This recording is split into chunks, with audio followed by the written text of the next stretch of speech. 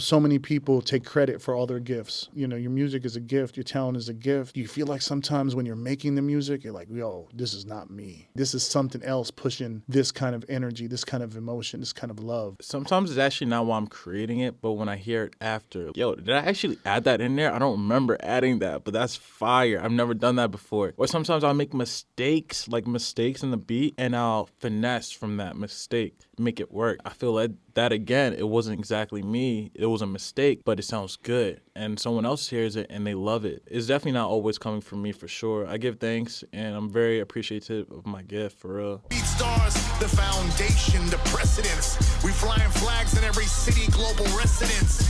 And we killing off the masters. Ghetto slave driving bastards. We making hits faster than you could think. We're on the brink of revolution. All my indie music makers, here's your restitution. We got the game in a chokehold. Not paying the creators is a no-no. I got the smoke road for all the fam bam. Welcome to the Pay the Creators podcast. I'm Abe Batshon, the CEO of BeatStars, and today we got a very, very special guest, one of the young gunners, one of the guys that's racking up millions and millions of plays across YouTube, BeatStars, you name it. He's only been in the game for a couple years, but his impact has been great. He's worked with artists like Lil TJ, Pop Smoke, Meek Mill. This guy, in a short period of time, I've seen make some of the biggest impact than anyone else in our community. And I'm so proud to have him here. Welcome to the show, Othello Beats. Thank you, Abe. dog. Beautiful intro. Thanks for coming, man. Of course. Man, you are definitely making strides, bro. That's what we're here to do. And you posted something on your story last night, or this morning, actually. You're like, first time I got flown out to do this music thing. Yeah. Blew my mind, first of all, because we've seen the talent and seen, you know, what you've been contributing to the platform for so long. It boggles my mind that folks ain't really turned on to you the way I am, and Mike Trampy is, who kind of put me on to you. Yeah. How do you feel about that? It's the first time for everything, and I feel it was just perfect timing. Like, I always believe in perfect timing. So, yeah, definitely perfect timing, and I'm so excited to be here for this interview. Yeah, man. I'm so happy to have you here. This is the inaugural season of the Pay the Creators podcast, and sometimes we start the episode just by kind of asking you an icebreaker question. Mm-hmm. You know, what was your welcome to the industry moment? And when you really felt, I mean, you're only 23, right? Yeah, I'm 23. And so your welcome to your industry moment probably happened recently. So, like, what was that moment where you felt like, okay, Othello arrived? When was that moment? Sometimes I still feel like I haven't had that moment, but like I am in it now. So I would say Pop Smoke for sure. Yeah, in 2020, February, when he dropped the deluxe album, and I was on that album, that's when I felt that I was like, okay, like, this is legit. I got the paperwork. It says, like, whatever label it was that agreed to it, and that's when I felt like I was in the door. Yeah, man, that's amazing. Like, Pop has collaborated with so many BeatStars producers. For sure, he was, like, all over the platform before he passed, and it really hurts me that he's gone, because he was on that ascension. He was about to be a global music star. For real. He was making, like, crossover pop hits. He was, man, Yeah. God rest his soul, man. He Nah, for real. He was a R.I.P. true Pop. talent. Yeah. For sure. But let's get back to Othello and your story. I want to start from the beginning, man. Talk a little bit about your upbringing. Talk a little bit about, you know, some of those formative years of Othello. I was born in West Philadelphia, and from the womb, bro, like, just got into music at a very young age. My mom put me in music school. I did that. She just saw the talent for me, just putting all the pots and cans in the kitchen and banging on them. So, yeah, I just always had that drummer, that beat in me. So I went to music school. I loved that. And from there on, like, I remember, too, growing up in Philadelphia, I always heard music playing in the house because we're in row homes. So my neighbor will literally blast music, and I could hear it through the walls. So just growing up with that nostalgic feeling, it was like music was calling me. So, yeah, that's how I got into it from day one. So you like, since you were young in those row homes in the East Coast, I know how you guys have those where everyone's just like slapped in together. Yeah. And everyone kind of like becomes family in a sense because you're so close to everyone. So you hear everyone's taste in music. You hear everyone's like drama that they're going through at the house. You know, can you share some of those, like any stories that you know, living in West Philly that were just like anything that, you know, you could point out that were like, man, this was a really crazy moment in my life during this time? Could be childhood years or anything. Yeah. So when it comes to that music in the row homes, it would play at like 2 a.m. So like I would fall asleep to that. And I remember we would have block parties in Philly, and I would always gravitate towards the speakers and the DJ. And I would just like try to stay as close as possible. So I just thought it was the coolest thing ever to DJ. So those were the first DJs I came across, and yeah, I would always gravitate towards them. That's crazy you say that, because I remember when I was a kid and my cousin was a DJ, and I wouldn't leave his side when he was doing his thing at any show or like family parties or whatever it is. I was just as a little kid, just stuck to him, watching him DJ. So I know that feeling. It was something that's you don't forget. There's a reason why you was standing next to the DJ. That's what I'm saying, yeah. You know? The music was always something that was calling you. You said your mom put you into music school. How old were you when you got into music school? Like what instruments were you playing? I was about 5 years old, and I was always on the percussion side. So drums, bongos, anything percussion. Like, that's what I was on. Was that something one of your parents pushed you to get into in terms of which instrument to touch? No, it just came naturally. Like I said, like I was always beating on something, like in school, on the pots in the kitchen, just like doing this with my mouth, like just always, like it was just more so the beats that I was into. I mean, right when you walked in, you went straight to your happy place. It's the drums, in the live room, and you just, you know, let out a roar. Mm-hmm. It was kind of like, you know, when a basketball player, you know, when Steph makes a three-point shot, you know, that's what he does. Yeah. You know, it was like a celebration of your art. It was real though. Right? Yeah. It feels good to just let it out. Like every time I'm drumming, I just feel like whatever's in me at the moment, I can get it out. So yeah, I love drums. Day one favorite instrument. So many producers are always like, melody first, drums second. You know, I'm just curious, because you're primarily, you know, a drummer, and that's kind of like your upbringing, and now when you're making music in the digital world, is it drums first or melody first for you? Like, I don't know, where do you find that comfort in your first point of creation? It depends on the mood. I notice when I'm with an artist, usually they want to hear the melody first. But when I'm by myself, I don't mind being experimental and starting out with the drums, like percussion first, and just building from that. Yeah. Yeah, because I can just imagine, I'm not a producer, I'm a songwriter, so I can just imagine producers naturally would probably gravitate to the melody, but when you're a real drummer and you can add those intricate details to a drum pattern that a live drummer can do and a program drummer probably can't do, you may be able to evoke a different type of energy or feel just with the drums, and it may make more sense to start with the drums for you, because that's where your brain is wired. Yeah, I think people sleep on starting with the drums. Like producers, everyone's always like melody first, I feel like.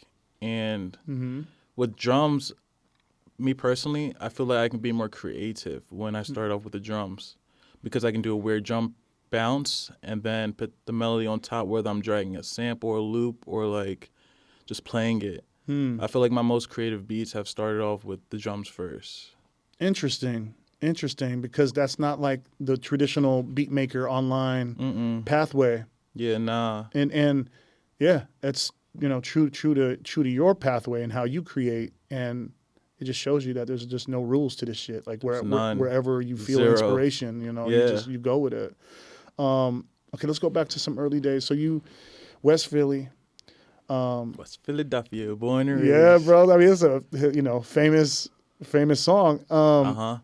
Was there any like artists in Philly that you was like when as a kid growing up that you're, I mean, shit, it could be Will Smith too. I mean, like, is there somebody that from your, from the city that you were really, I mean, one of my old clients, Gilly the Kid, Yeah. when I was working at Ingrooves, was someone I used to build with in Philly, and he used to tell me about all the amazing artists that were coming up there, back in the day.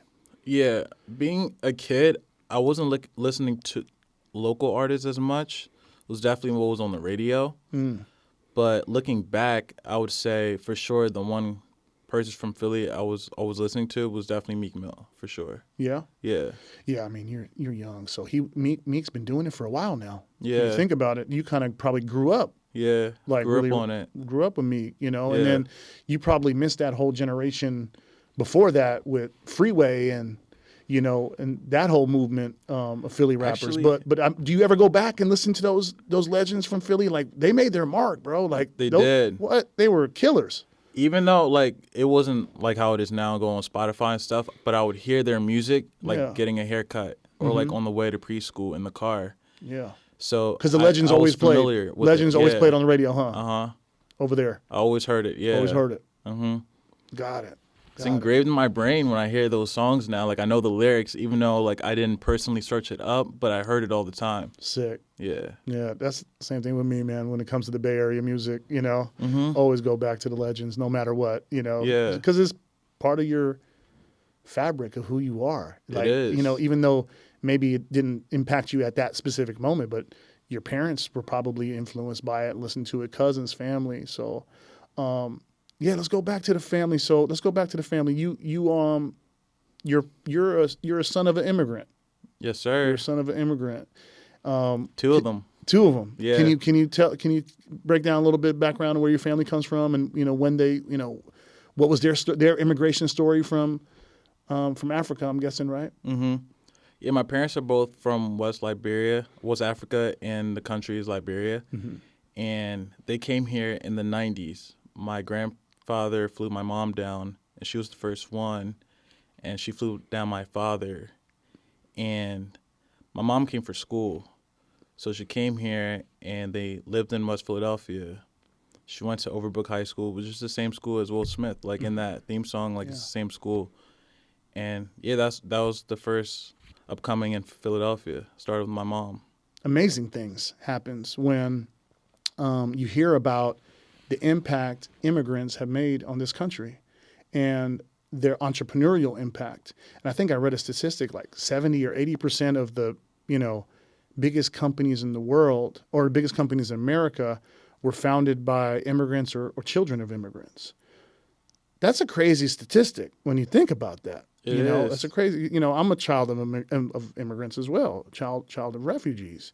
What do you think that subconsciously, did to you in terms of not just music, but in your life? Did you always feel that you had to go extra harder? All the time. Growing up with my parents, like it first started in school. Like we weren't allowed to get like B's. Like it had to be A+. And we'll get rewarded for it, of course. And so my mom and dad always had that fire on me where they're like, if you don't go to college, whatever you do, you just have to do it all the way, 100%, to your best of it. And you can't be a failure in life. So that always kept that fire on me to just like go super duper hard. Yeah, it definitely started with my parents. They gave me that first motivation. Give you that first taste of work ethic Yeah. with school and the expectations that they were, they needed from you. Mm-hmm. So you felt that you had to make them proud Yeah. in school. And, when I hear that story, I probably hear mom and dad pushing you down a more traditional educational route, a more kind of like lawyer, doctor, something where you're getting some sort of degree that you can use in this world. Yeah. Yeah, but you turned out to be a producer, a music producer. know. But you did have a music background.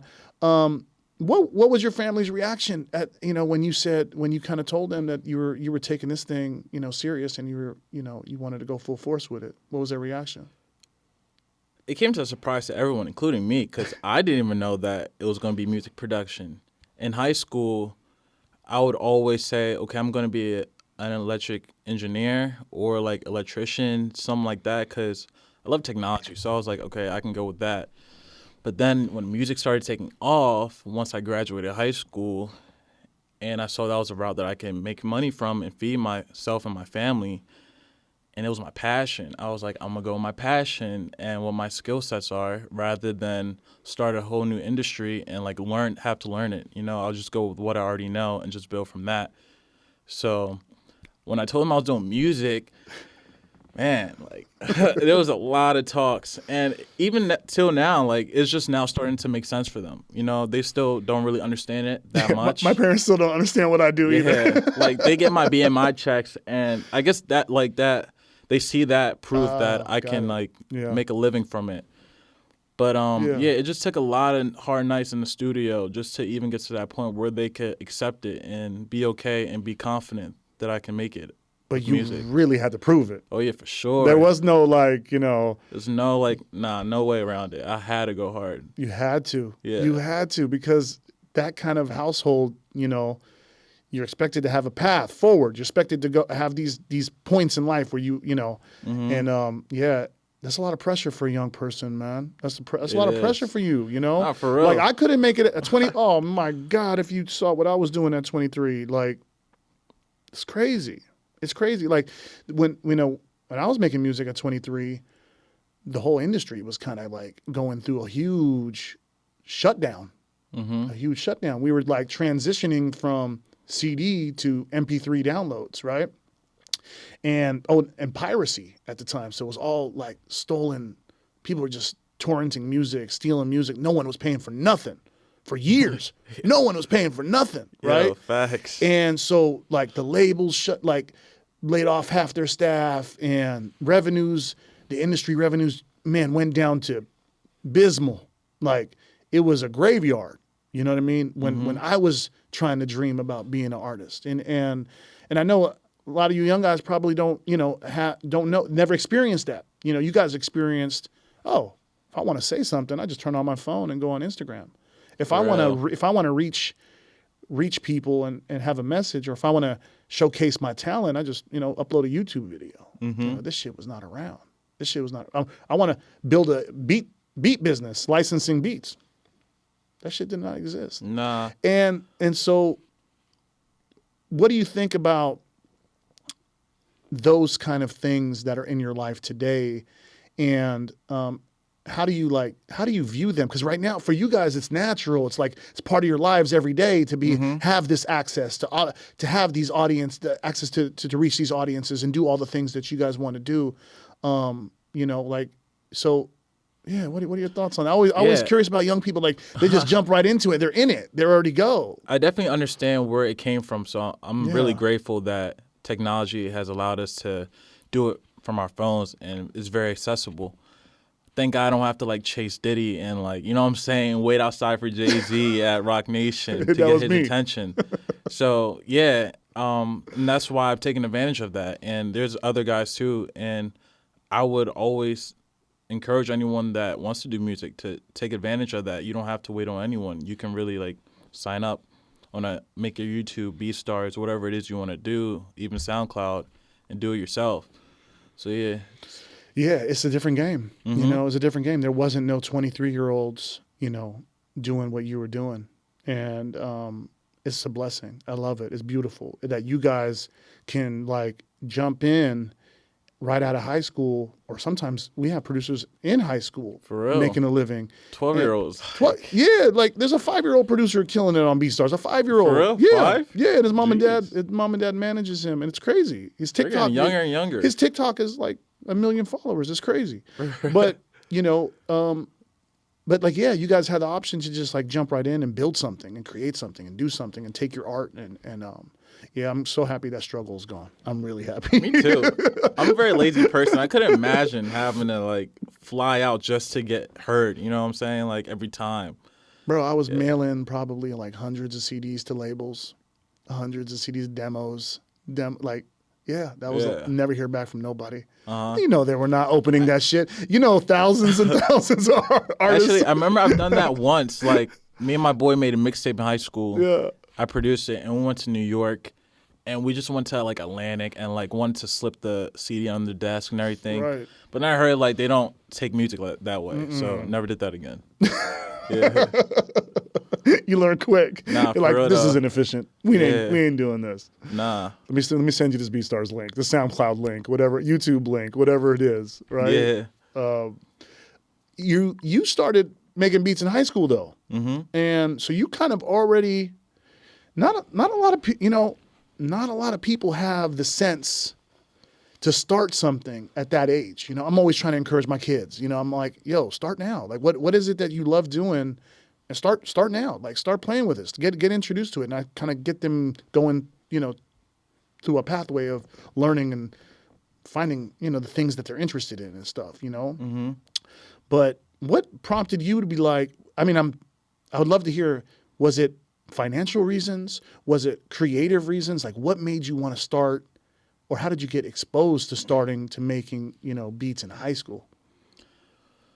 Well, to be honest, I hated high school.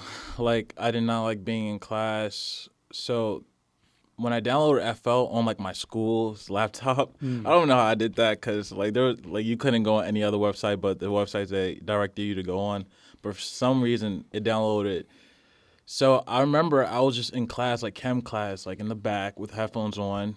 Like just like watching tutorials and just trying to make beats in class. And I felt like that definitely kept me from being in trouble in class because when I wasn't doing that, I was always talkative or like making jokes or just not paying attention for real, walking the hallways. But doing that kept me grounded for sure. And yeah, I felt like it was a way that I finessed and I downloaded FL like out of boredom. Like we're in band class. Yeah. And like, even though I love music, I hated my band class. So I felt like if I was doing music and band, that was still me being productive somehow, some way. So like, yeah, we were doing that in band class. Out of boredom one day, I downloaded FL, and that's actually how it all started, right there. Yeah. Did somebody tell you to download it, or you just kind of like you were going down that path in band class, like you heard about it, or you saw like another student doing it? It was my friend. He was my partner in crime in band class. Steve, shout out Steve. Yeah. He recommended I download FL, and because I was always a DJ, so started off with DJing first. But I guess he saw that and thought that like I could actually make the music. So he suggested I do that, and I did, and here we are. So were you DJing in high school? Yeah, I was. I was DJing the dances, and the proms, and like. Yeah, I was that bull. Man. Yeah. People don't give the DJ enough credit. For real. I'm sorry. They would actually give me love. Like, they would go to the dances just because I was DJing. Like, I would, like, sell tickets.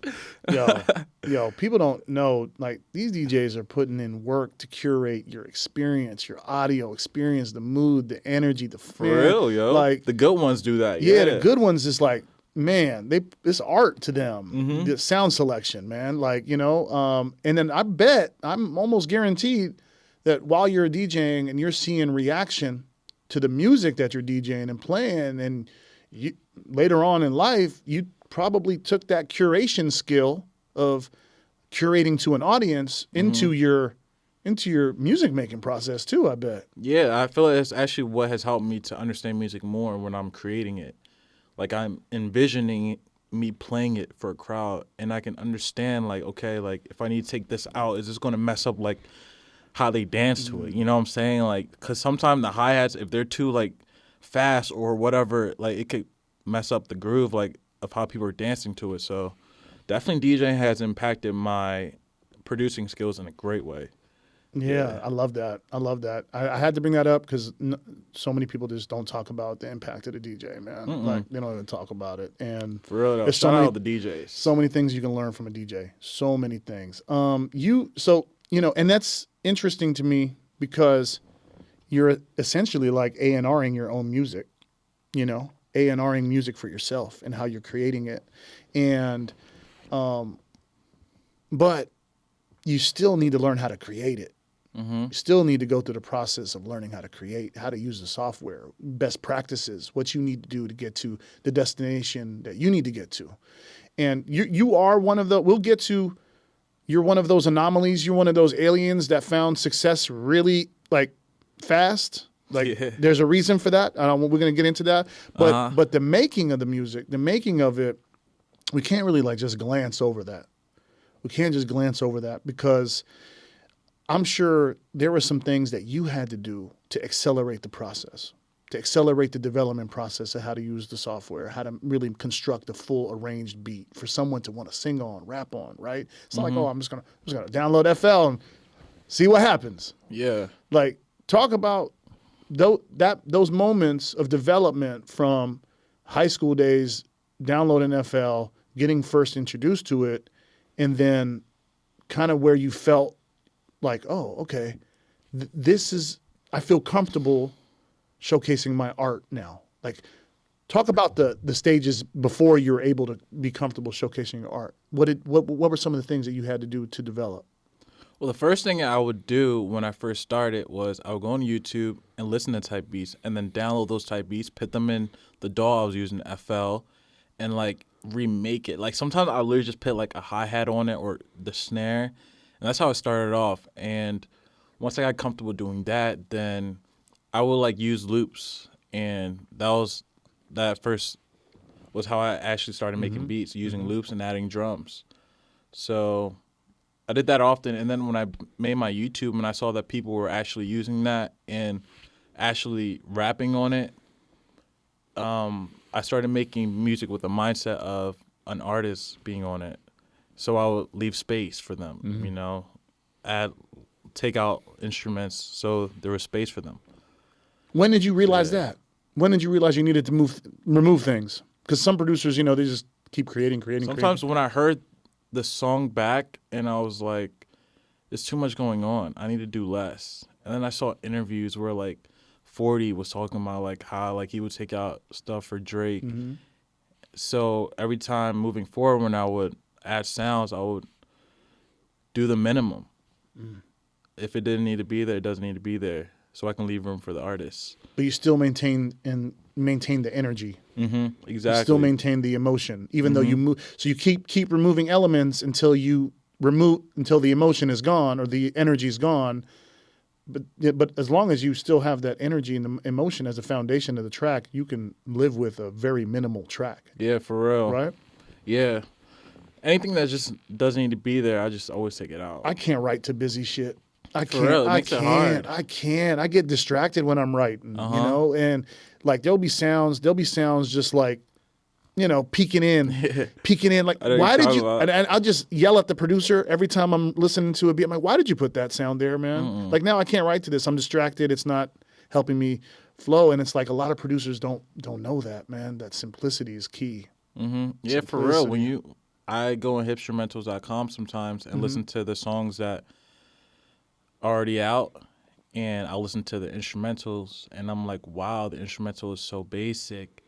But I understand now, because when they put the vocals on there, it sounds more complex than what it really is, with the like echoes and delays and filters and all that. But you may not have even known that if you didn't take it upon yourself to download instrumentals from YouTube or from wherever and recreate them, you know?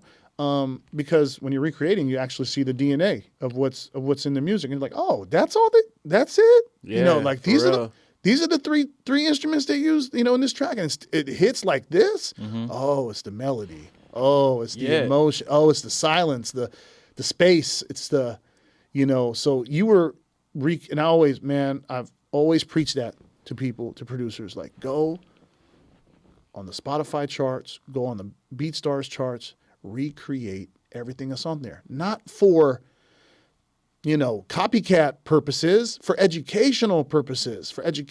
Understanding why the producers are doing this a certain way, why they're doing this a certain way, right?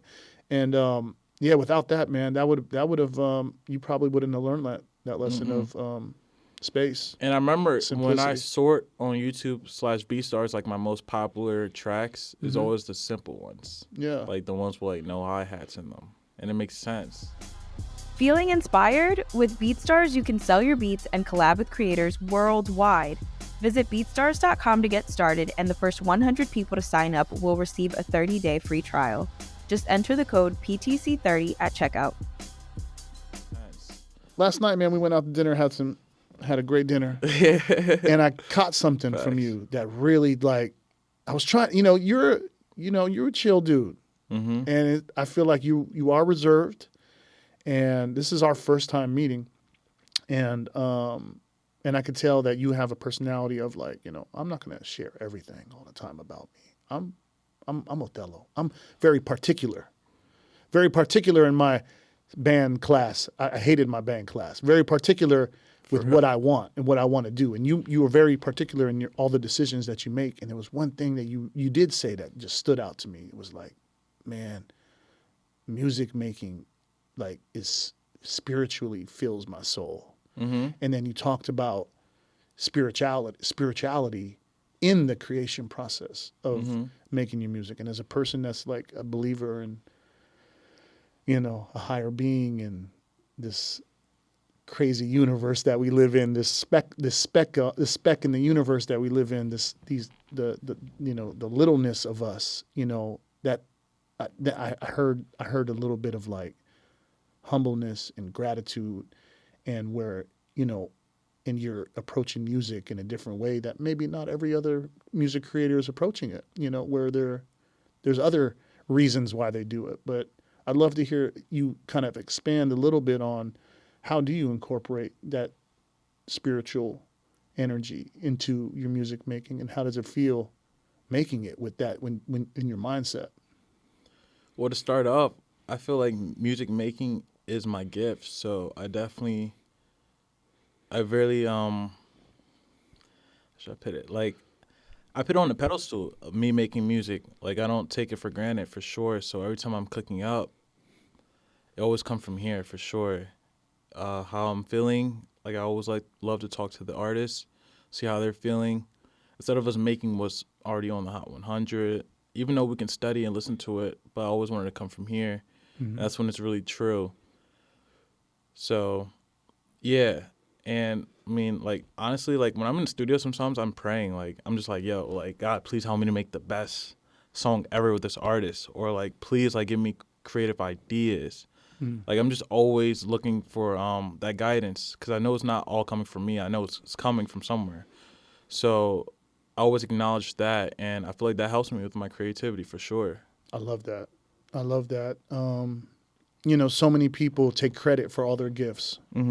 So many people think that, I put my 10,000 hours in, and these are I created these gifts. I created this success. I created this, everything that was given to me, and like I was just telling you earlier, like, you're an anomaly. You're an alien.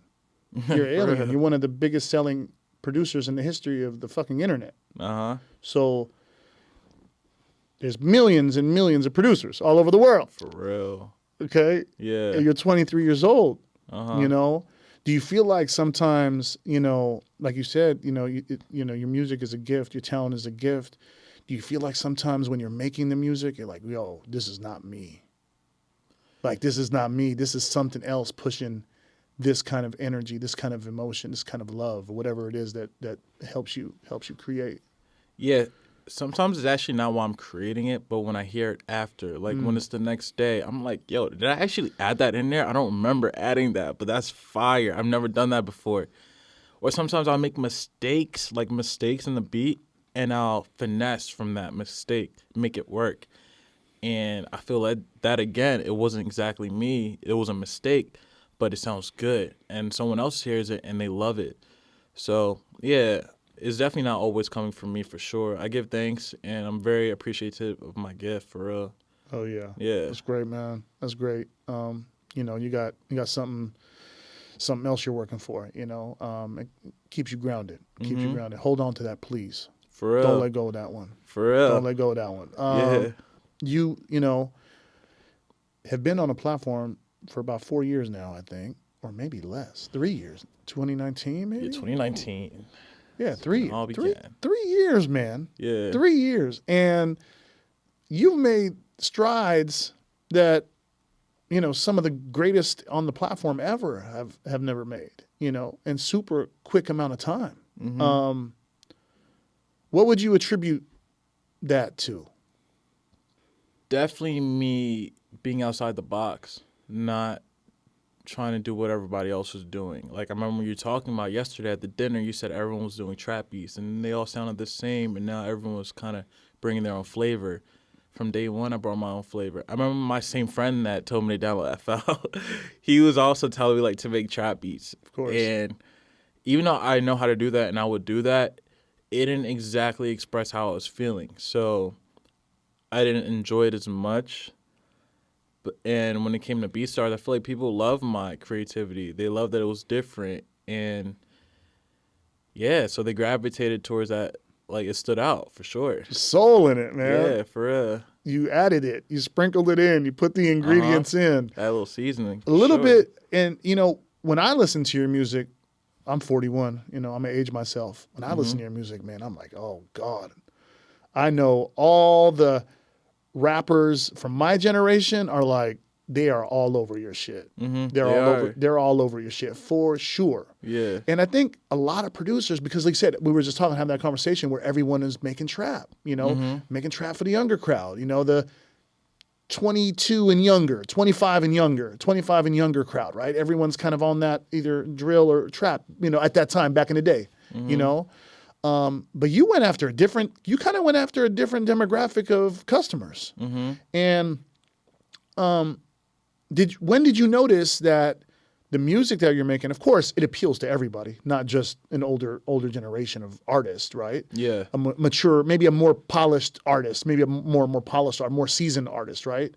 But yeah, I'm sure younger artists are loving your stuff too. But did you ever was that intentional? Were you like, oh, I'm gonna make music with a little bit less perfection into it, a little bit less, I don't know, or like the same arrangement. Like I'm gonna go after a whole different crowd. Maybe. Did you know you were attracting like a different mature crowd of artists?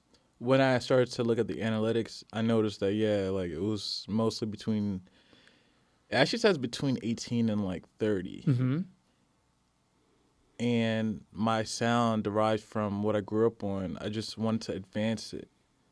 So, yeah, it was what I knew. Like when I mentioned back earlier to being in Philly, like the music that I was hearing through the walls were like soulful records. So like that's what I grew up on, and I'm already a drummer. So I'll literally like take some of those records that I remember growing up on, that nostalgic feeling, adding like a filter on it, so it sounds like it's coming from walls. Yeah. And like just add my sauce on there. So I definitely wanted to just advance what was already going on in hip hop, and just add my seasoning to it. I kind of compare that to a story with a producer that I love and I know very well, Dream Life Beats. And Dream Life Beats makes like the dopest boom bap 90s era hip hop beats and is super successful at it. One of the top sellers in the history of the company too. And he made music, you know, for people of lovers of that sound, 90s East Coast music, you know, and I discovered what he did different. I discovered why he was able to kind of like reintroduce that genre of music to a crowd of today, and it was all about the mix. It was all about the mix. The mix wasn't right back then in the day, in the 90s. It was dirty. Yeah, the mix was dirty. Yeah. The sounds were clashing. They were, at the time, great, amazing. There was some great engineers back then, but also the sound selection was a little bit different. So he had upgraded the drums, you know, and the mix. And you kind of did the same thing too. Yeah. And it's like you didn't like reintroduce a genre of music. You just polished it and curated it a little bit differently and introduced it in your own way and put your own little signature on it. You know, you created your own niche. You know what I'm saying? You created your own niche, but you've been dabbling outside of just, you know, the music that you first started creating now. So you were just playing me a song that sounded like a sexy R&B pop song that we're going to listen to by Kels in a second. Yeah. And then, you know, you kind of grown outside of just that niche and you're excelling in other genres too. When do you know when you feel like you need to start experimenting with different genres, especially when you've already kind of garnered an audience as a business owner, right? As a business owner, you're thinking about your customers. You're like, damn, I built this business. I built this audience around this product, you know, this thing on the menu. How, as a business owner, when do you start deciding of like, damn, okay, I feel comfortable introducing this new product on the menu to my fans, to my people? Once they've consumed it so much and there's other producers literally copying it, that's when I'm like, okay. It just comes naturally, like, for me to move on and it just evolve. So once a lot of other guys have figured out exactly what I was doing and how I did it, and I was like, okay, like it's time to move on. Like I'm really a pioneer of this music stuff. Like I'm a leader for sure. Like I'm always 10 steps ahead. Like the song that you're even talking about that you're gonna play a little bit. Yeah. I did that beat like a year ago, and it's still people are now catching up to it, like what I was doing a year ago. So I feel like I always want to be ahead of the sound. That's so interesting. I'm sorry I had popped in because it's like, you're like, I wait till people copy me and then I move on. Yeah. You wait till you've actually like made a cultural impact on the creator community where you're like, oh, culturally, I'm influencing all of these producers to make music like me now. And then that's when you're like, okay, I'm cool. I let them have it. Yeah. Let them have it. Yeah. What do you when you see that and you hear that, and being 23 and you're an innovator in that way, you know, what is that? How does that make you feel? Do you get angry? You're like, man, everyone's copying my shit. Or do you feel like, oh, wait, I love that. That's going to push me to do something else. It's going to push me to do something more creative. The second option, I love it. It pushes me to grow.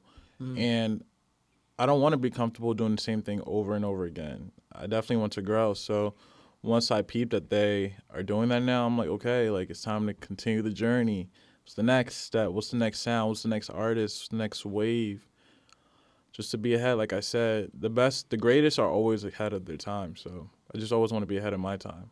Love it. Yeah. It's beautiful. Being very conscious where you are is great. And it's like you are reflective. You're self-reflective. You're like, man, I need to improve here. I need to set these goals here. Now, going back to 2019, you decided to get on the platform. You already saw the platform there's millions and millions of beats already on it. Oh, yeah. I felt that pressure. Yeah. Right? Like, yeah. You're like, whoa, hold on. There's like millions of beats on this platform. And some of these things are crazy. Uh-huh. What yeah, I want to understand. Yeah, I was indecisive at first. I was literally blocking my own blessings by me prolonging signing up. Like, I saw it, but then I remember I would see people saying, like, it's already popping right now, so it'll be too late, you know? So I was literally blocking my own blessings, just wasting time not creating the account.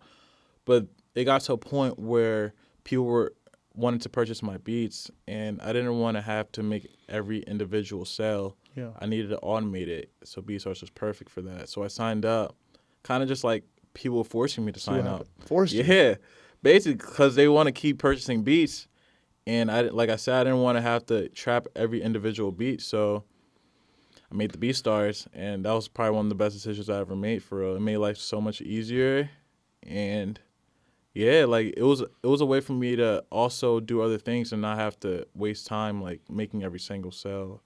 That's So, awesome, yeah, man. it saved a lot of time. Shout out to those rappers, man. Shout out to those rappers. Shout out those rappers, yo. Shout out to those rappers. Yeah. Forcing you super talented producers to get your business shit together. Like, yo, set up a store. You know what I mean? real, yo. That's dope, man. And that's like the best problem to have. Uh-huh. When you got people knocking on your door like, yo, we need your shit. Figure it out for us. Please give us a better way to consume your shit. You know? Yeah. That's great. It is great. That's beautiful.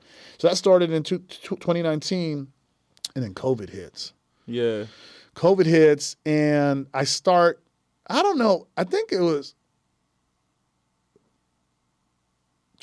Mike Trampy, maybe. You had a beat go off. Yeah. There was a beat that went off Before on the platform. Yeah. Before 2020? Yeah. It was So right when Alone. Alone. Yeah. Alone. Yeah. They're very similar in the vibes. Like simple, you can freestyle on it, soulful, the drums are hitting. All it took was one beat. Yeah. And I saw that motherfucker on the charts all the time. Yeah.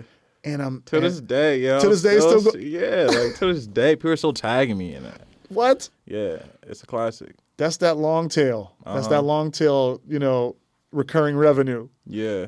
that and you don't have to disclose this, but is that one of your best selling beats ever? Yeah, it is. It's It's the up best- there. it's the best-selling it's one? like top 5. 5-figure, 6-figure? What? How much those beats earn? Like one of them, like one of them, like that. One of the ones And that go off. Within a year, probably. Yeah, it was definitely 5 figures or more. Oh Yeah. God, that's crazy. Off of one Yeah. beat, one beat, and it's beautiful. But it's crazy when you said, "I was blocking my own blessings." I was blocking my own blessings. We all do that shit. For real. We all do that shit. Procrastinating, yo. Procrastinating, fear. Literally, I'm my biggest op, bro. Like, I literally block my own blessings sometimes by just, prolonging it for no reason. Like, no reason. uh-huh. Just because we just afraid of the unknown. Kind of overthink a little bit. Yeah. But those 2 years, you made the most of it, and and that saying that you were saying, you were so intimidated because it was like, man, what am I going to do? There's millions of people here already. How am I going to penetrate? How am I going to make a difference? And I love that your story, because that's what I love. Listen, I love BeatStars. Me too. Listen, not because I made it. Facts. I love it. Not because I made it. It's not even because of the technology. I love it because the cream always rises to the top. Always. And our algorithm and our kind of like heaviest weight of ranking is always going to be that artist, that recording artist, that songwriter that's put money in your pocket. That transaction is the biggest form of credibility to a track. You don't need no one's ears. You don't need no one's opinions. You don't need feedback from nobody. If that track rises to the top of the BeatStars charts, then it's a cash cow. And when you're talking thousands of people, I'm saying thousands of people spending their money on your music, you can't force that. You can't force thousands of people from different countries around the world to pay you for that same track. So it's the number one symbol and indicator of success. And that one track kicked off your whole shit. Put you on the radar. It put you on the radar. Literally. No, for real. Put you on the radar with us too as a company. I started seeing the marketing department like having interviews with you and doing content with you. And I'm like, who's Othello? Oh, Alone. Yeah. And it started, it started that way, and it kind of put you on the map, and it's opened your music, your hard work. It's not, no person or platform can replicate or create your success, because it starts with what you created, the music, man. And I feel like producers are missing that a little bit. They're missing that. They're too worried about the metrics, the social follows. They're too worried about their plays. They're too worried about the clout. They're too worried about all of these other things except for the music. And you proved that. I don't even think you even like showed your face early on when you were making music. You had your avatar, you had your logo, and you just went with your logo, and you weren't like a real public figure. And it's like, I'm just dropping fire tracks. Yeah, I'm just dropping bangers. That's it. That's all I'm gonna do. Yeah. That's all I'm gonna do. And what would you say to producers that forget about the priority, man, which is the music, and they get too caught up with the superficial shit that don't really mean nothing? I would tell them to do what makes them happy, and if it was the music at first, then you always got to keep that priority number one, because it is easy to get lost in the sauce, for sure. But if the music got you to that point, then you always got to keep that number one, for sure. Got to be. Yeah. Got to be. What kind of habits changed? What kind of habits changed when the COVID thing happened? Like, what kind of habits changed in your work ethic, your dedication? Now you were locked up at the house. We all were. You know, what did you benefit from that time while you were in the middle of building your business? Well, at that time, I also had a job. I was working at my church, and we have a kid camp. So I would pick up kids and take them to school, and then pick them up, help them do their homework and stuff. So I was doing that, but when COVID happened, I was off from work. So it gave me time to, first of all, spend it like with my family and like with myself more. And doing that, it allowed me to perfect my craft more. I was in the crib and I was locked in. I was always locked in, but like I was really locked in. And it gave me time to make a bunch of uploads, like daily uploads. I could post better beats now because I could spend more time on it. And it allowed me to even grow outside and start marketing more. Like I remember that's when I started running ads too during that time. So yeah, it gave me that time to really just focus. Build all the things that you needed to learn about building a successful business, not just Yeah. making the music. Now you're learning about you had the time to learn about marketing, advertising, and building a brand, which is all part of the success, man. Yeah, that was like the you most need positive part about COVID for real in quarantine. For sure. All right, so now you got all the success with your online business, and you've made a name and sold music to thousands and thousands of artists all over the world. You start getting these like crazy placements, man. Yeah. You start Started like to stack up. you start Yeah. you start working with like amazing artists, and then you decide to move to LA. Yeah. And That took a minute. I know, like it Yeah. sounds like it happened really quick, but look, yeah, it took a minute to do the LA trip. But did the yeah. placements happen through while you were living in Philly, or was it when you kind of did the LA movement industry, kind of like going out there more often, working with artists in the studio and stuff, or were you already landing these placements just at the house, at the crib? I was at the crib, and literally the day that Carl, my lawyer, texted me about Pop Smoke, I was driving the van on my way to drop off a kid to school, and he texted me about Pop Smoke. So I was still in my hometown doing my regular job and trapping beats out my mom's crib, and that's when my first major came. Yeah. So really, what people say, you have to move to here or you have to go to here, like to a music industry hub to find success, like that's total bullshit, because you're working with multi-platinum artists from your bedroom at the house. And I hear it every day, and it's beautiful, and there's no excuse, right? But let's not put the, kind of like the relevance of actually getting into the studio and working with artists and taking these trips to LA and connection and networking and, building a team to what those kind of things can bring into your career too. Because I love that. It makes a producer more versatile. It makes you, it helps along with your growth. And it's a common theme here. You're always wanting to grow. You're always wanting to feel challenged and feel uncomfortable. What made you say, you know what, I'm gonna put my hat in the ring, and I want to be in the place where all of this crazy activity is happening. I want to put my face in there. I want to get management. I want to do this. I want to do like when did that trigger in your brain that this was another goal that you wanted to achieve? Well, day one, when I started making beats, I was locked in with this artist in my high school. His name was Spencer, and we put out music. And I always felt that I was growing more by being locked in with an artist. Like, they would help me, like, take things out. Remember when I was saying make room for artists? Because I want to make beats. Like, I like making beats for sync stuff, too, not going to lie. But, like, I love working with the artist more. So taking that risk to go to L.A. and live there full-time, I'm able to lock in with an artist every single day. And that's it's been boosting my creativity for sure, because I'm locked in with all kind of artists, like not just rappers, like singers, pop artists, alternative rock. So all that mixed into what I already have going, I know that if I continue to stay in LA, like it's just going to be crazy in the next few months, probably even to come. So being in LA in person is definitely going to help develop my creativity for sure.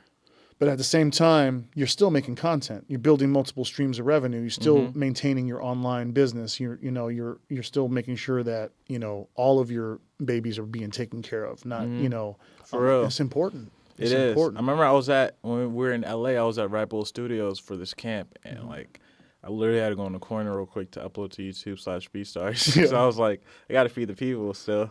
Have to, right? Yeah. You feel like you have to. Because they're your supporters. For real, yeah. And they're, you know, They my family, and they be like Yeah. deprived when I haven't uploaded. Because sometimes, even when I'm not busy, sometimes I like slack with uploading because I get in this bubble where I'm like, I don't know what to post. Because I feel like sometimes they're expecting something. So, yeah, that pressure. But it's good. it seems like they love it when I still post anything like that, even if it's a little different from what I usually post. So I'm getting back into that habit of posting like daily again. Awesome, man. Yeah. I love it. I love it. Being a Philly dude, and you see the legend Meek Mill do a freestyle to your beat, being from West Philly. What? Please explain to me, after hearing that freestyle, him on YouTube posted to that beat. I think it was on YouTube, right? Yeah. How did that feel, dog? I still remember that same exact day. Like, I was in the room, the same room that I made the beat, sitting in the same chair, the same laptop, and I was scrolling through my feed on IG, and I heard the Othello on Othello, like my tag, and I heard that lately I've been smoking on the ruts. I've been like, and I was like, whoa, like this is really happening. So I paused it real quick, and like my best friend was there, Evan. And I was like, bro, like, just look at this. Like, am I tripping, bro? And like, he was like, whoa, like, Meek is actually really rapping on this right now. So that was a moment that I'll never forget. And bro, like, all my friends from high school, all my supporters from day one, they were just super. Yeah, everybody, like the whole city, like, bro. I remember that week too. People were calling me, and they're like, yo, we're at the park right now playing basketball, and they're out here playing that Meek freestyle. So just like seeing the people react to it, like it was more than just a freestyle. It was like a moment. Yeah. People just wanted to hear it from Meek, to be honest, because I remember he had not dropped in a minute in that freestyle. I mean that freestyle has numbers, Yeah, even compared to some of his his own music that he's For put real. out. Like that freestyle put up numbers. Bro, people to this day are still tagging me, still doing freestyles, still like, yo, like, why hasn't Meek dropped this? And I'm like, I don't know, but that joint was fire. Can I tell you something? And no shade to Meek. I love you, Meek. You're an amazing artist. I love you. For real. But what you did was actually a brilliant marketing tactic. I mean, you found one of the top-selling beats on BeatStars and decided to do a freestyle on it. And I'll tell you why that's brilliant.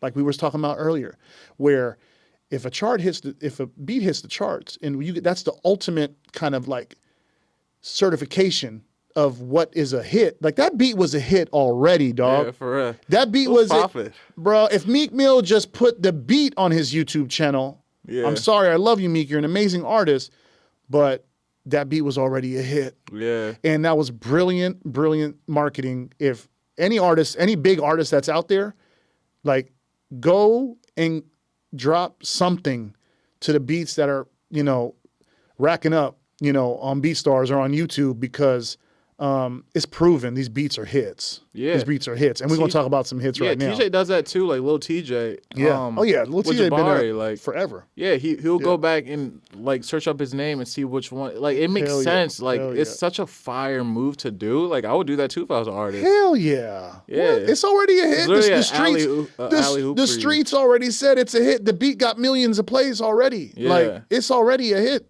You could just mumble on it. No shade to Soulja. I love Soulja Boy, but he jumped on that the Phantom track was the #1 song of the year on BeatStars. Yeah. All he had to do was make it clap. Seriously. It was a hit. Yeah. The beat was already fire. Anyway, we're going to get into, I'm sorry, I'm going into my... Because it's facts, bro. I'm going into my rants, but I love it. I just want to see more artists do it. So we're going to get into some of these tracks. Some of these tracks that you produce, and we're going to remind people, like, this is the type of music that you make. And the first song is Pop Smoke's Like Me, that you produced. So we're going to get into that with Dante. But before we get into it, Dante, is there any backstory on that? I think we kind of already talked about it. It just happened. He found it online, right? Yeah, for sure. When I met Stephen Victor, who was the manager, he told me, like, to confirm it. Steven actually found that beat and gave it to Pop, and shout out to Steven. It was supposed to come out on like the next project, The Stars, for the AIM, something like that, but it ended up coming on the deluxe. And I remember when the album dropped, because I just thought it was going to be on the album, Like, I felt so disappointed. I remember that Thursday night at midnight, I went in my car with my friend to listen to Pop Smoke's new album. And I didn't hear the song on there, and I was like, dang, I didn't make it. And I remember it was raining that night, so I went in the house just like, bro, like, literally went to sleep. And then literally a few days later, it was a beautiful day. I remember I was ironing my clothes, and then, like, my phone started blowing up, so I went to Instagram because my DMs were blowing up, and they're like, yo, this new fire, like, Pop Smoke song is fire. And I was like, wait, did it leak or something? Because I didn't hear it on the album.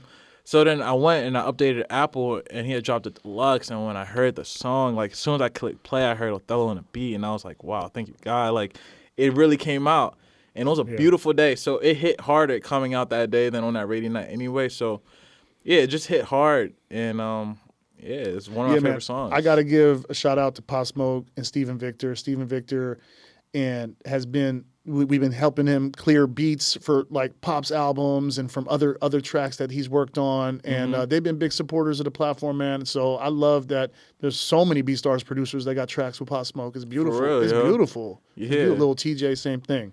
All right, so we're going to get into this Pop Smoke Like Me. I'm gonna react to it. I think this might be my first time listening to it. I can't lie. It might be. It might be. Yo, this is off the first album. Meet the Woo 2. Like, it was the last album before he passed. So this is definitely like a special album. Like, it wasn't one of the ones that came after the postponements. Cool. If that's how you say it. But cool. yeah, Got it. Dante, can we play it?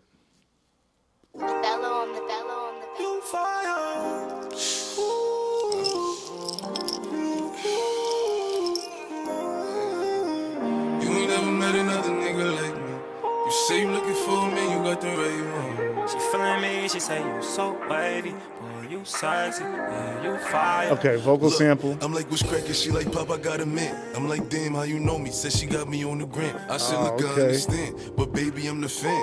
Cause you the baddest bitch I ever see walk on the land. She say, what's that on your face? And I say, it's a cold world. Where you buying your lips though? Got me like, oh girl, get money and stay aggressive. Baby, it's your world. More talking. Man, fast talking Pop, man.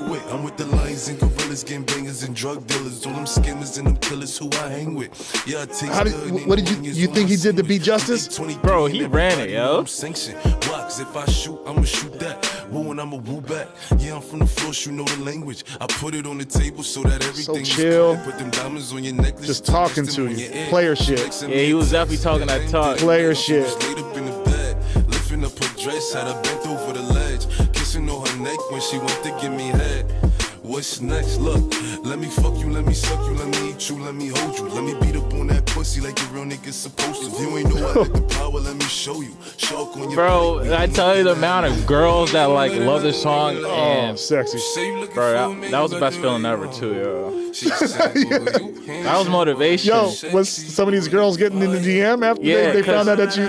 Prior to that, I was making a lot of like hard rap stuff, and obviously girls don't like. I mean, they listen to that too, but this was something more smooth, and the girls were definitely feeling this one a lot. It's kind of nice having the fans of the girls support you. Yeah. I'ma treat you right as long as you let me. Yeah, you just let this ride. All I do is chase Fetty. Know I ride with that semi, so let me know when you ready. I'ma pull up in a bench, just finish collecting funds. Grabbing on your ass, and it's like another thing that made it special too. Yeah. This was like the first song that wasn't drill that he put out. Like his catalog is now. My favorite like, shit is this shit. Yeah. Oh, so this was kind of like. This was the first start of like his non-drill stuff. So when people heard this, they're like, "Whoa!" Like you produced Pop Smoke's first non-drill song. I was like, dude. "Yeah, I'll take that." Yeah, what? Yeah. Oh my god! Yeah, Because that's my favorite shit from him. For real, is the songs for the girls. That's like my favorite shit from him. Yeah. Wow. Amazing. Amazing, dog. Okay, we're gonna get into the second one. Kale's Sinner. Any little backstory on this one before we get into it? Well, it's definitely the hottest song in New York right now, and this man has one song out, and he has the whole world, the whole industry eyes on him. So shout out Kels. When I first heard this song, I was in Malibu on the way to this party. We're in an Uber. I asked if I could play the song. He played. I was like, whoa. Okay, like it wasn't on max volume, so I couldn't really hear it, but I was like, okay, I have to come back to this after the party. When I heard it after the party, I just knew. Like I literally just knew it was gonna take off. And it is. Like, the song's going crazy right now. What's the kind of numbers on it right now? It's got like 160K views on YouTube, and it dropped 2 months ago. But they literally just put it up on Spotify like 3 weeks ago. Yeah. And he already has, bro, like at least like over like 2. Like, it's up there. It's starting to go. It's starting to go. All right, Dante, let's get into Kel's Center.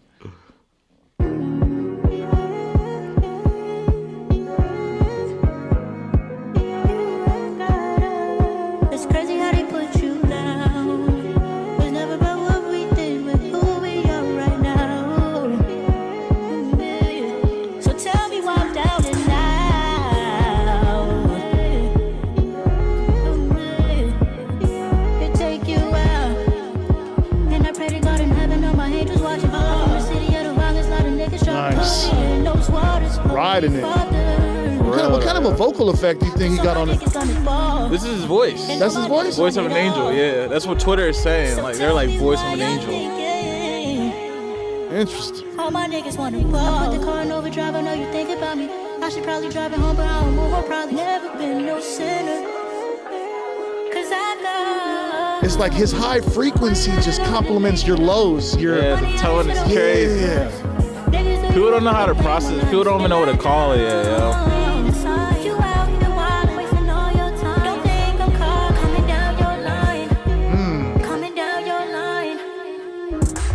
They put out a music video to this one already? Yeah. They put the music video out first before they put it up on Apple and DSPs. And the music video, it was all organic, yo. See, that's the kind of song like you listen to, you're like, man, I got to go watch the video. Yeah. You know, there's some songs, you know, he's like, I don't care about watching the video. I'm like, this one, I want to watch the video. There's for sure a story here. There's something going on. There's got to be some kind of like story to this, you know? Yeah, when I read the comments, people were not expecting that on YouTube because he's at a corner store in like Brooklyn or so, and it's dark. So people were expecting like drill because it said like New York artist drops a song. And the comments are just like, whoa, like I did not expect that. Like voice of an angel, literally. And it threw people off. People thought like his vocals was the sample and they were waiting for another rapper to come on. But like, nah, like that was it right there. And it's definitely starting a whole new wave in New York for sure. People have been hitting me up wanting like more vibes like that. So okay. Yeah. It's changing the game for sure. Listening to your music, I'm still surprised Drake has not hit you up. Oh, maybe it's coming for sure. I literally have dreams like of me being locked in with him, like literally dreams. So. It would be kind of scary. Yeah, it would be kind of scary. It would do some damage for sure. It would do some damage, yo. Yo, Drake, hurry up. Yeah, for real though. Beautiful, but okay, we love Drake's. We love all these big artists. But you know, there's still something that poked out to me yesterday too. We're gonna wrap this up, but there's something that you pointed out to me yesterday that you love doing is that you love staying connected and working with not very all the way known artists. Yeah. You love locking in with artists that are still kind of like developing and like polishing their craft and getting ready for superstardom, kind of in a sense. Like you see the work ethic in those artists. I'm just curious, like what kind of advice would you tell artists that are always just striving to get their beats placed on the biggest artists in the world and then forget the process of working with other artists that are not at that level yet, and how that helps you you develop in your craft? I just always keep it a buck when I talk to artists and give them my advice. If you're an upcoming artist and you're striving to work with big artists, like, yeah, you might get lucky, but like those artists don't care about you. Like they didn't come up with you. Especially if they're not eating off of you. So I always suggest that you want to grow up with people. This whole music thing is like high school. It's like when you're an upcoming artist, you're like in 9th grade, and it's like, okay, you're trying to be friends with the 12th graders, but understand they're about to graduate. They're not going to remember you like that, you know? So I always suggest like, yeah, like it's cool to strive for that, but grow with some people. It will make you happy when you're at the Grammys and you're winning an award and you could like be thankful to thank your friends that you came up with, rather than like you go over there and it's like, you're basically like handed everything. You're like an industry playing, you know what I'm saying? It won't hit as hard. So I always suggest like grow with producers too, like grow with artists, grow with the new upcoming video directors, you know what I'm saying? Grow with like anybody that's growing, because that's how you really establish relationships, and that's what I do. So my ears are always to the streets. I'm not always looking for the next thing, but like I'm always open to working with the next thing for sure. And a lot of producers are like, where do I start? Where do I start? How do I do that? Right. And I always tell them, yo, you start with your inbox, your orders, like all the orders that you have on BeatStars, all those artists that already fuck with you, like get to know these people, like find out if they're dope. Go listen to their music on SoundCloud or YouTube or Spotify. Find out who's vibing with your music. And, you know, those guys already fuck with you. Those girls already love your music. So it's like instant icebreaker to reach out and start developing and get some sessions in and work with them, you know? So I always tell producers, start there, start there. And you may uncover an amazing artist that's sitting in your inbox that is already fucking with your music already. Yeah, I know that's what works for me when I work with artists that want to work with me. Genuinely. Yeah. Our relationship is much greater. The music is better. Rather than me chasing them, it's like, why not? Why do that when I could work with someone that's going to be probably as dope or even better than them in like due time? Hell yeah. So, love that, bro. Yeah. Love Always that. good to be ahead. Yo, this conversation has been amazing, man. For real. It's been great getting to know you. And dude, your passion is unmatched. I hope you continue on that path of passion and you don't lose that, because that's what makes you you. For real. And your certainty of like where you want to go and what you want to be. Don't lose that. Keep implanting that vision. I'm so proud of everything you've accomplished, man. Thank you for being a BeatStars All-Star. Yeah. All-Star. Of course. And it's family. Appreciate you on the platform, and I can't wait to see what you do, man. Would love for you to kind of share a little final words or like where people can follow you and, you know. Sup, y'all? Y'all can follow me at Othello Beats on every social media platform, any DSP, any music platform. Always feel free to reach out to me. Sometimes my inbox are full, but you could always reach out to Nikki, my manager. Her ad is in my bio as well. And if you feel like you're fired, just send me fire music. That's all. And I'm always listening. Yeah, God bless you all. Thank you for watching. Appreciate you, my brother. Thank you My for guy. everything. Yes, sir. BeatStars, the foundation, the precedence. We flying flags in every city, global residence. And we killing off the masters.